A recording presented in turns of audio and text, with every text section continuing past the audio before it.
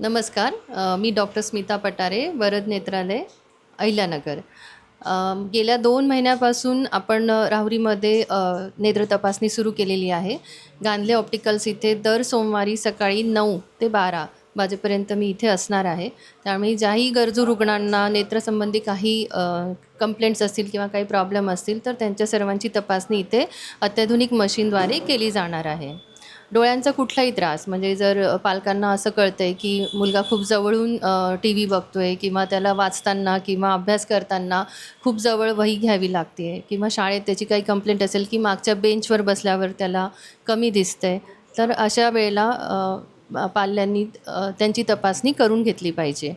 किंवा मोठ्या व्यक्तींना जर संगणकावर काम केल्यानंतर डोळ्यांना थकल्यासारखं वाटते, स्ट्रेन येतोय, रात्री डोळे दुखतायत किंवा रात्री गाडी चालवताना समोरचा लाईट डोळ्यावर पडल्यावर त्रास होतोय, रात्री गाडी चालवताना समोरचं वाहन दिसत नाही आहे, अशा केसमध्ये तुम्हाला चष्म्याचा नंबर असण्याची शक्यता आहे. तर अशा कुठल्याही कंप्लेंट्स असतील तर प्रत्येकाने आपले डोळे एकदा चेक करून घ्या. आता उन्हाळ्यामध्ये जास्त हीट वाढली आहे, आपल्याकडे तर जास्तच आहे. त्यामुळे डोळ्यांना पाणी येणे, खाज येणे, कोरडेपणा येणे हाही त्रास असू शकतो आणि ड्राय आय होऊ शकतो. तर अशा रुग्णांनासुद्धा त्वरित आपण जर काही उपचार दिले, काही औषधं दिले तर हा त्रास कमी होऊ शकतो. वरद नेत्रालयामध्ये अत्याधुनिक सगळ्या मशिनरीज आहेत.